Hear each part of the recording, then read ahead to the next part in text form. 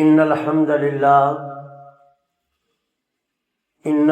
لله نحمده ونستعينه ونستغفره ونستهديه ونستنصره ونعوذ بالله من شرور أنفسنا ومن سيئات أعمالنا من يهده الله فلا مضل له ومن يضلله فلا هادي له وأشهد أن لا إله إلا الله وحده لا شريك له وأشهد أن محمدا عبده ورسوله أما بعد فإن أحسن الحديث كتاب الله وخير الهدي هدي محمد وشر الأمور محدثاتها وكل محدثة بدعة وكل بدعة ضلالة وكل ضلالة في النار اللهم صل على محمد وعلى آل محمد كما صليت على إبراهيم وعلى آل إبراهيم إنك حميد مجيد اللهم بارك على محمد وعلى آل محمد كما باركت على إبراهيم وعلى آل إبراهيم إنك حميد مجيد أعوذ بالله من الشيطان الرجيم بسم الله الرحمن الرحيم وما يستوي الأعمى والبصير ولا الظلمات ولا النور ولا الظل ولا الحرور وما يستوي الأحياء ولا الأموات إن الله يسمع من يشاء وما أنت بمسمع من في القبور بینا اور نابینا برابر نہیں ہیں، اسی طرح اندھیرا اور روشنی برابر نہیں ہے، سایہ اور دھوپ برابر نہیں ہے، زندہ اور مردہ برابر نہیں ہے۔ بلا شبہ اللہ جسے چاہے سنا دے اور آپ انہیں نہیں سنا سکتے جو قبروں میں ہیں۔ یہاں رب ذوالجلال نے تمثیل بیان کی ہے۔ مسلمان کو بینائی والے سے تشبیہ دی ہے اور کافر کو اندھے سے۔ اس پہ میں نے گزشتہ جمعے بڑی تفصیل سے گفتگو کی تھی۔ اس کے بعد ولا الظلمات ولا النور، مومن کو اللہ رب العزت نے روشنی سے تشبیہ دی ہے اور کافر کو اندھیرے سے دی ہے۔ ولا الظل ولا الحرور، اور اسی طرح سایہ اور دھوپ برابر نہیں، مومن کو سائے سے اور کافر کو دھوپ سے تشبیہ دی۔ مومن جو ہے اللہ رب العزت کے ساتھ جیسے جیسے اس کا گہرا تعلق ہوتا جاتا ہے نا، ویسے ویسے یہ منور ہوتا جاتا ہے۔ اللہ فرماتے ہیں کہ اللہ ولی الذین آمنوا یخرجہم من الظلمات الی النور، کہ اللہ دوست ہے ان لوگوں کا جو ایمان لائے۔ اللہ ولی الذین آمنوا، اللہ دوست ہے ان لوگوں کا جو ایمان لائے۔ تو کیا کرتا ہے؟ اپنے دوست کے لیے دوست کیا کرتا ہے کہ یخرجہم من الظلمات الی النور، کہ اسے وہ اندھیروں سے نکال کر یہ جو ہے نا توہم پرستی، اوہام، بد ظنی، بد عقیدگی، یہ سب اندھیرے ہیں۔ یقین، استحکام، استقلال، یہ سب روشنی ہے۔ تو اللہ رب العزت کی طرف جب مومن کا لگاؤ بڑھتا ہے نا، تو پھر وہ چیزیں جو اس کے اندر اندھیرا کرتی ہیں نا، وہ ختم ہوتی جاتی ہیں اور اس کی جگہ روشنی لیتی ہے۔ پھر فرمایا والذین کفروا اولیاؤہم الطاغوت یخرجونہم من النور الی الظلمات۔ کافر جو ہے نا، ان کے دوست طاغوت ہے۔ طاغوت ہر اس چیز کو کہا جاتا ہے جس کی اللہ کے علاوہ عبادت کی جائے اور وہ اس عبادت پر راضی ہو، وہ طاغوت ہے۔ بھلے وہ زندہ ہے، وہ مردہ ہے، وہ درخت ہے، وہ جو بھی ہے، وہ طاغوت ہے۔ شیطان بھی طاغوت ہے۔ فرمایا وہ لوگ جو طاغوت کے دوست ہیں نا، تو طاغوت ان کو روشنی سے نکال کر اندھیروں میں لے کر چلتا ہے۔ یعنی جیسے جیسے وہ کفر کے راستے پہ چلتا ہے نا، اس کے جو اندر کی روشنی ہے نا، وہ بجھتی چلی جاتی ہے اور اندھیرے پہ اندھیرا چھا جاتا ہے۔ اور جب وہ اس حال میں پہنچ جاتا ہے کہ اندھیرے پہ اندھیرا چھا جاتا ہے، تو پھر کسی ناشے کی نصیحت اسے کوئی کام نہیں آتی، وہ وہاں تک پہنچتی ہی نہیں۔ پھر فرمایا وَلَا الظِّلُّ وَلَا الْحَرُورُ، سایہ اور دھوپ یہ برابر نہیں ہے۔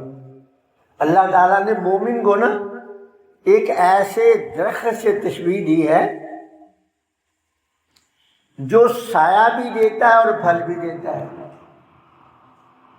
اور کافر کو ایک ایسے درخت سے تشبیہ دی ہے جو نہ پھل دیتا ہے نہ سایہ دیتا ہے۔ بھوک لگے تو پھل نہیں دیتا اور دھوپ لگے تو سایہ نہیں دیتا۔ اور مومن جو ہے یہ سایہ دار درخت کی طرح، لوگ اس سے بے شمار لوگ اس سے فائدہ حاصل کرتے ہیں۔ زکوٰۃ دیتا ہے، اس سے لوگ فائدہ حاصل کرتے ہیں، خیرات دیتا ہے، اس سے لوگ فائدہ حاصل کرتے ہیں، فلاحی کام کرتا ہے، اس سے لوگ فائدہ، علم کی دعوت دیتا ہے، اس سے لوگ فائدہ حاصل کرتے ہیں۔ آپ اس کی ایک مثال سادہ سی سمجھ لیں کہ آگ کا درخت، آگ سمجھتے ہو نا، اگ جنہوں آپ پنجابی سے کہتے ہیں۔ اب آگ کا درخت اور آم کا درخت، اس کے پتے دیکھیں نا تو کچھ مشابہت ہی ہوتی ہے نا ان میں۔ آگ کے درخت میں اور آم کے درخت کے پتوں میں تھوڑی تھوڑی مشابہت ہے، اور پھر جو ان کو پھل لگتا ہے نا، اس پھل میں بھی شروع میں مشابہت ہوتی ہے، اس کا پھل بھی نا آم کے پھل کی طرح ہوتا ہے، لیکن یہ جو آگ کا پھل ہے نا، جب یہ پکتا ہے تو ہوا میں اڑ جاتا ہے، کوئی فائدہ نہیں ہوتا اس سے۔ اور جو آم کا درخت ہے وہ لوگوں کی لذت کا باعث بنتا ہے۔ تو اب یہ پھل بھی نہیں دے رہا آگ کا درخت، اور دھوپ کو بھی نہیں روک رہا، سایہ کو بھی نہیں روک رہا۔ یہ کافر کی مثال آگ کی ہے، اور مومن کی مثال جو ہے نا وہ آم کے درخت۔ پھر یہ میں نے آپ کو پچھلے جمعے میں بتایا تھا کہ یہ مشاہداتی مثالیں ہیں، یہ وہ مثالیں ہیں کہ جن کو سمجھنے کے لیے کوئی بہت بڑے دماغ کی ضرورت نہیں، ہم آئے دن ان کا مشاہدہ کرتے رہتے ہیں۔ اور پھر فرمایا وَمَا يَسْتَوِي الْأَحْيَاءُ وَلَا الْأَمْوَاتُ، کہ زندہ اور مردہ یہ دونوں برابر نہیں۔ یہاں زندوں سے مراد مومن ہے، اور اموات سے مراد کافر ہے۔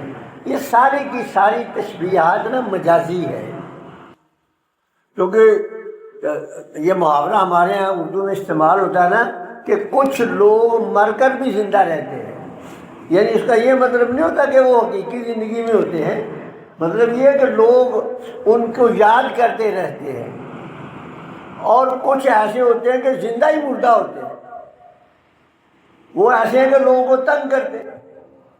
تو اللہ رب العزت نے مومن کی مثال زندہ کی دی ہے اور کافر کی مثال جو ہے مردے کی دی ہے۔ یہ ساری مجازی تشبیہیں ہیں، اور آخر میں فرمایا ان اللہ یسمع من یشاء، اللہ جسے چاہے سنا دیتا ہے، لیکن یہ بلا قید نہیں ہے، یہ مقید ہے۔ یہ بات یاد رکھیں، قرآن مجید کی جو آیات ہیں نا بعض بات کی تشریح کرتی ہے، ان کا بیان ہے، اور یہاں تو علی اطلاق ہے نا، لیکن دوسری جگہ پر اس کو مقید کیا گیا ہے۔ کس کو سناتا ہے؟ جو سننے کا ارادہ رکھتا ہے، جو کان دیتا ہے، توجہ دیتا ہے، اس کو اللہ سنا دیتا ہے، اور اس کو اللہ ہدایت بھی دے دیتا ہے۔ یہ تو اللہ کی قدرت ہے۔ اور نبی صلی اللہ علیہ وسلم سے کیا فرمایا؟ فرمایا وَمَا أَنْتَ بِمُسْمِعٍ مَّن فِي الْقُبُورِ، کہ جو قبروں میں ہے نا آپ ان کو سنا نہیں سکتے۔ اب ہمارے بھائی جو ہے نا اللہ ان کو ہدایت دے، پتہ ہے ان کو، لیکن اپنی جھوٹی عزت کو قائم رکھنے کے لیے، چند کوڑیوں کے لیے کی خاطر جو اصل حقیقت ہے اس کو چھپاتے ہیں اور لوگوں کو گمراہ کرتے ہیں۔ اور یہ اللہ نے یہ یہودی بھی یہودیوں کے علماء بھی کرتے رہے ہیں، یہ عیسائیوں کے علماء بھی کرتے رہے ہیں، اور اللہ تعالیٰ نے ایمان والوں کو کہا کہ تمہارے مولوی بھی کریں گے۔ یا ایھا الذین آمنوا ان کثیرا من الاحبار والرہبان لیأکلون اموال الناس بالباطل ویصدون عن سبیل اللہ، کہ اے ایمان والوں کچھ ایسے ہیں، کوئی درویش، کوئی مولوی، کہ تمہارا غلط طریقے سے مال بھی کھائیں گے اور تمہیں اللہ کی راہ سے روکیں گے۔ تو اب آپ یہ دیکھیں کہ اللہ صاحب کہہ رہا ہے، حالانکہ مراد اس میں کوئی شک نہیں کہ کافر ہے، لیکن کافر کو تشبیہ دی ہے مردہ سے۔ اب آپ یہ بات یاد رکھ لیں کہ جس چیز سے تشبیہ دی جاتی ہے، جس کو تشبیہ دی جائے نا اس کو مشبہ کہتے ہیں، اور جس چیز سے تشبیہ دی جائے اسے مشبہ بہی کہتے ہیں، اور ان کے درمیان ایک رشتہ ہوتا ہے وجہ شبہ کا۔ اب مثال کے طور پر آپ کسی آدمی کو کہتے ہیں واہ بھائی یہ تو شیر دل ہے، تو اب آپ نے اس کو شیر دل کہا ہے، اس کے اندر وجہ تشبیہ کیا ہے کہ بہادری ہے۔ اس کا مطلب یہ نہیں کہ اس کی دم بھی لگی ہے، اس کی بہادری اور جرأت ہے، لیکن یہ بات یاد رکھیں وہ کتنا بھی بہادر کیوں نہ ہو جائے، شیر پھر بھی اسے بہادر ہے۔ وہ شیر سے بغیر کسی داؤ کے لڑے، کھلے میدان میں شیر سے وہ لڑ نہیں سکتا۔ تو شیر سے کیوں تشبیہ دی؟ کہ شیر کے اندر بہادری بدرجہ اتم موجود ہے۔ اسی طرح آم بیچنے والا آم کا ہوکا لگاتا ہے، شہد جیسے میٹھے آم، شہد جیسے میٹھے آم۔ اب اس کا یہ مطلب نہیں ہوتا کہ بھی ایسا ہی ہے بالکل جیسا شہد ہوتا ہے، اس کا مطلب یہ کہ مٹھاس ہے۔ اب اگر کوئی آدمی آم چوک کر آم کھانے کے بعد کہہ دے کہ شہد بھی اتنا ہی میٹھا ہوتا ہے، تو پھر ہم اس کی عقل پہ ماتم نہیں کریں گے کہ کیا خیال ہے؟ آم کھانے کے بعد کہہ دے بھی وہ آم بیچنے والا کہہ رہا تھا کہ شہد جیسا ہے، تو شہد کا بھی ذائقہ، شہد بھی اتنا ہی میٹھا ہوتا ہوگا، ایسا نہیں ہے۔ شہد زیادہ میٹھا ہے۔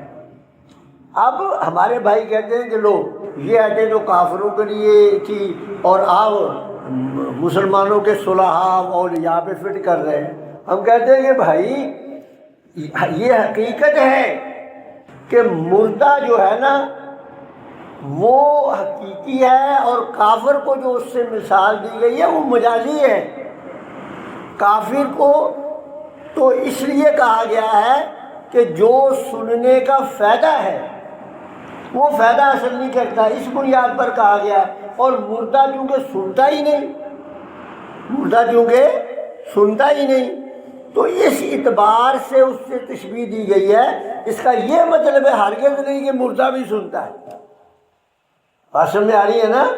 جیسے میں نے آپ کو پہلے کہا کہ اس کا یہ مطلب ہرگز نہیں کہ شہد کہ اس نے آم کو شہد جیسا کہا ہے تو شہد کی مٹھاس کم ہو گئی ہے، شہد کی مٹھاس اپنی جگہ پر برقرار ہے۔ تو رب ذوالجلال نے کافروں کو ان مردوں سے کی مثال دی ہے جو قبروں کے اندر ہے۔ تو اللہ فرما رہے ہیں نبی اکرم صلی اللہ علیہ وسلم کو کہ اے پیارے حبیب صلی اللہ علیہ وسلم، آپ ان کو نہیں سنا سکتے جو قبروں میں ہیں۔ لیکن ہم نے کیا عقیدہ بنا لیا ہے، ہم نے یہ بیٹا سو نہیں دیکھ چھوڑ دے، ہم نے یہ عقیدہ بنا لیا ہے کہ مرنے کے بعد جو ہے نا اس کی قوت ثبات بڑھ جاتی ہے۔ مرنے کے بعد جو ہے نا وہ جب وہ زندہ تھا نا تو پھر وہ اگر وہ پنجابی نیک آدمی پنجابی تھا تو وہ اکیلی پنجابی سمجھتا تھا، تو مرنے کے بعد وہ پشتو بھی سمجھتا ہے۔ یعنی مرنے کے بعد ہم نے اس کی جو صلاحیت ہے، اللہ کہتا ہے کہ مرنے کے بعد اس کی صلاحیت سلب ہو جاتی ہے۔ جو اس میں صلاحیت ہے سننے والی بولنے والی وہ سلب ہو جاتی ہے، ختم ہو جاتی ہے۔ لیکن ہمارے مولوی نے لوگوں کو یہ سبق دے دیا ہے کہ مرنے کے بعد اس کی صلاحیت میں اضافہ ہو جاتا ہے۔ جب وہ زندہ تھا تو وہ دیوار کے پیچھے نہیں سنتا تھا، جب وہ زندہ تھا تو دیوار کے پیچھے نہیں سنتا تھا۔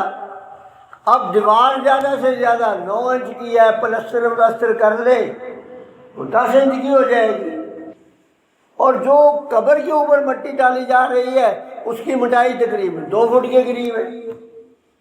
اب وہ 10 انچ والی دیوار کے پیچھے سے زندہ ہو کر نہیں سنتا تھا، اور اب وہ 2 فٹ کی مٹی کے اندر قبر کے اندر پڑا ہوا جو ہے وہ سن رہا ہے۔ کیسی حماقت ہے!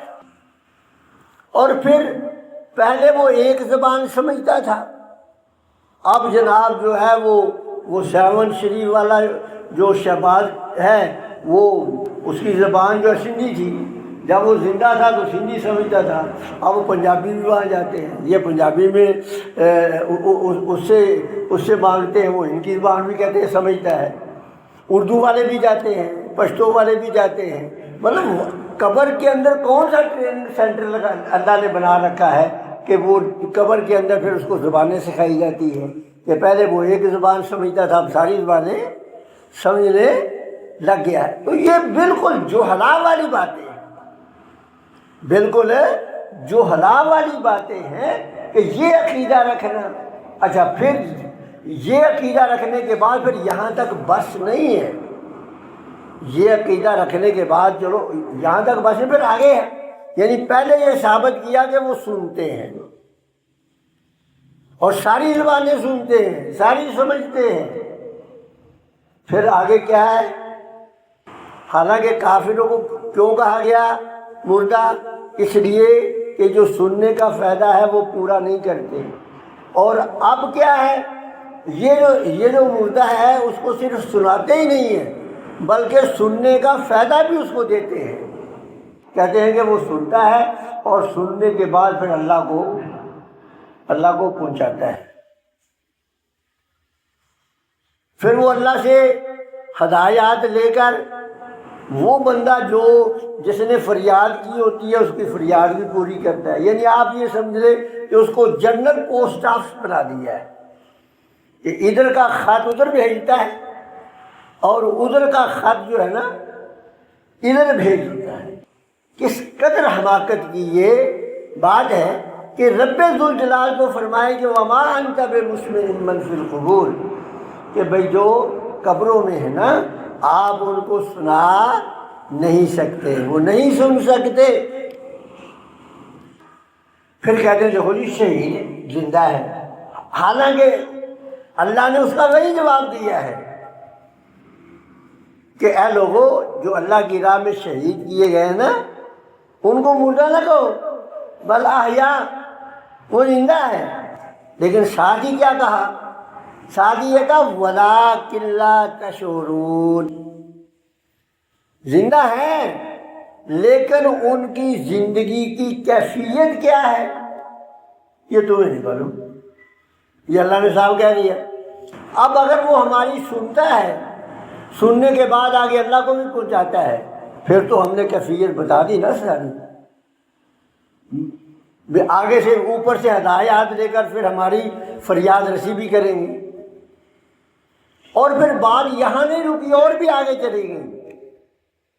اور آپ نے سنا ہوگا یہ جو قوال حضرات ہیں یہ ایک بول بولتے ہیں کہ اللہ کے پلڑے میں وحدت کے سوا رکھا کیا ہے. معاذ اللہ معاذ اللہ. اور یہ سر عام، یہ آپ کے پاکستان کے اندر سر عام پڑھا جاتا ہے اور کوئی پوچھنے والا نہیں ہے. اس پہ کوئی پابندی نہیں، اس پہ کوئی قدغن نہیں. کبھی تم کیا کہہ رہے ہو؟ تم اللہ کی توہین کر رہے ہو. یہ عقیدہ تو عیسائیوں کا بھی نہیں تھا، اس سے تو عیسائیوں کا عقیدہ اچھا تھا. انہوں نے تو الوہیت کے اختیارات 3 حصوں میں بانٹے تھے. برابر برابر کے اختیارات جو تھے نا وہ 3 حصوں میں بانٹے تھے. اور انہوں نے تو اس سے بھی آگے نکل کے کہا کہ اللہ تیرے پلڑے میں وحدت کے سوا رکھا گیا ہے، جو لینا ہے ہم لے لیں گے محمد سے صلی اللہ علیہ وسلم. یعنی مطلب یہ کیا کہ اللہ کے پاس وحدت ہی وحدت ہے،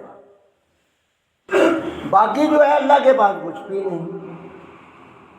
یہ راہ ہموار کر کے لوگوں میں یہ تصور پیدا کر کے پھر یہ جو ہے کسی کو گنج بخش بنا دیا، کسی کو دادا بنا دیا، کسی کو بارش برسانے والا بنا دیا. یہ پھر مختلف قسم کے، یعنی اللہ کے پاس کوئی چیز نہیں رہنے دی. ساری جو چیزیں تھیں وہ مخلوق کے اندر جو ہے نا وہ تقسیم کر دی. اور محمد الرسول اللہ صلی اللہ علیہ وسلم نے یہ درس دیا کہ ایک دفعہ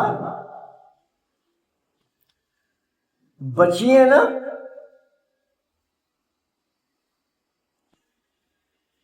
مختلف قسم کے شعر پڑھ رہی تھیں، آپ سنتے رہے. اور ایک بچی نے یہ کہہ دیا کہ ہمارے ہاں نبی ہیں جو کل کی باتیں بھی جانتے ہیں. رسول اللہ صلی اللہ علیہ وسلم نے منع فرمایا نہیں، یہ جملہ دوبارہ نہیں کہنا. اسی طرح رسول اللہ صلی اللہ علیہ وسلم نے نا ایک کو کہیں خطبہ کہا بھی خطبہ دو، کھڑا کیا. رسول اللہ صلی اللہ علیہ وسلم ٹریننگ بھی دیتے تھے نا، کیونکہ مختلف لوگوں میں بھیجا جاتا تھا. تو اس نے نا وَمَن يَعْصِ اللَّهَ وَرَسُولَهُ کی جگہ کہہ دیا وَمَن يَعْصِهِمَا، حالانکہ مطلب تقریباً ایک جیسا ہے. مطلب ہے اس نے دونوں کے لیے ضمیر اکٹھی کر دیا بھی جو ان دونوں کی نافرمانی کرے. نبی کریم صلی اللہ علیہ وسلم نے یہ جملہ بھی برداشت نہیں. حالانکہ مانا سے کیا تھا کہ جس نے دونوں کی آپ نے کہا ایسا نہیں کیا، اس کو الگ الگ کر وَمَن يَعْصِ اللَّهَ وَرَسُولَهُ، یعنی اللہ کو ہر کام میں تقدیم حاصل ہے، اللہ کو ہر کام میں تقدیم حاصل ہے۔ آپ نے جو شرک، ایسے جملے جس میں شرک کا شیبہ تک تھا، بڑا ہلکا جا، بالکل مائنر جا پوائنٹ تھا، اگر وہ بھی رسول اللہ صلی اللہ علیہ وسلم کے کان میں جاتا تھا تو رسول اللہ صلی اللہ علیہ وسلم اس سے بھی لوگوں کو فوراً منع فرما دیتے تھے کہ بھئی ایسی بات ہے نہیں کریں۔ اور پھر رسول اللہ صلی اللہ علیہ وسلم نے اپنے آخری ایام میں جو خاص وصیتیں فرمائی، ان وصیتوں میں سے ایک وصیت تھی، اللہ سے دعا بھی تھی اور امت کو وصیت بھی تھی، اللہم لا تجعل قبری وثنا یعبد، کہ اللہ میری قبر کو بت نہیں وثن کا لفظ استعمال کیا، اے اللہ میری قبر کو نا بت نہیں بنانا کہ میری عبادت کی جائے۔ یہ اللہ کے رسول صلی اللہ علیہ وسلم نے اللہ سے دعا بھی کی اور قوم کو وصیت بھی کی۔ اب ظاہر ہے کہ نبی کریم صلی اللہ علیہ وسلم کہ دنیا سے چلے جانے کے بعد بڑے جلیل القدر صحابہ موجود تھے، کسی ایک صحابی نے بھی جب کبھی کسی کو مشکل پیش آئی تو کسی ایک صحابی نے بھی نبی اکرم صلی اللہ علیہ وسلم کو آواز دے کر نہیں کہا گیا غثنا یا رسول اللہ، کہ اللہ ہم مصیبت میں پھنس گئے، ہماری مدد فرما۔ آخری بات جا کے ختم کرنے لگا ہوں، بڑی قابل غور ہے وہ۔ حضرت عمر رضی اللہ تعالیٰ عنہ جو تھے نا، جب ان کا دور حکومت آیا تو قحط سالی ہوگی، بارش نہیں پڑتی، تو حضرت عمر رضی اللہ تعالیٰ عنہ حضرت عباس بن عبد المطلب رضی اللہ تعالیٰ عنہ کو ساتھ لے کر گئے میدان میں بارش کی دعا کے لیے۔ تو حضرت عمر رضی اللہ تعالیٰ عنہ نے دعا کی کہ اے اللہ، جب تیرا نبی ہم میں تھا تو ہم اسے ساتھ لے کر تجھ سے درخواست کرتے تھے، اب ہم تیرے نبی کے چچا کو لے آئے ہیں، اب آپ یہ بتائیں کہ یہ جو بھائی ہمارے کہتے، کئی ہمارے حدیث بھائی بھی کہہ دیتے ہیں بھی اللہ کے رسول کے صدقے سے کہنے میں کوئی حرج نہیں۔ کیوں نہیں حرج بھائی؟ حرج ہے، چونکہ صدقے کہنے سے اگر بات بنتی ہوتی تو حضرت عمر یہ نہ کہہ دیتے کہ یا اللہ جب وہ زندہ تھے تو ہمارے ساتھ ہوتے تھے اور اب اس کے صدقے سے بارش برسا دے، صدقے سے نہیں کہا، یہ کہا کہ یا اللہ یہ تیرے نبی کا چچا ہے۔ چونکہ جو قربہ ہے نا، قربہ، اللہ نے قربہ والوں کی تو خود قرآن مجید کے اندر جگہ جگہ پر جو ہے وہ فضیلت بیان کی ہے، جو نبی اکرم صلی اللہ علیہ وسلم کے عزیز ہیں، تو اسی قربہ سے حضرت عمر رضی اللہ تعالیٰ عنہ نے اجتہاد کیا کہ یہ تیرے نبی کا چچا ہم میں موجود ہے۔ تو اے اللہ، اسی طرح رسول اللہ صلی اللہ علیہ وسلم کی بھی ایک دعا ہے کہ یا اللہ یہ حشرات الارض، کہا کہ یا اللہ گناہ تو بندوں کے ہیں، یہ حشرات الارض کے گناہ تو نہیں ہے نا، یہ اے اللہ ان حشرات الارض کی وجہ سے بارش برسا دے۔ حشرات الارض کوئی اولیاء اللہ تو نہیں ہے نا، تو بارش اب بھی اللہ سے یہ دعا کرنی چاہیے کہ یہ اے اللہ اب جو ہے نا اس وقت جو موسم میں ترخی ہے، اے اللہ بارش برسا دے، اللہم مسک عبادہ کا و بہائمہ کا ونشر رحمتہ کا۔ اللہ سے دعا ہے کہ اللہ تعالی ہمارے عقائد صحیح فرما دے اور ہمیں قرآن پر عمل کرنے کی توفیق عطا فرمائے۔ وآخر دعوانا الحمدللہ رب العالمین۔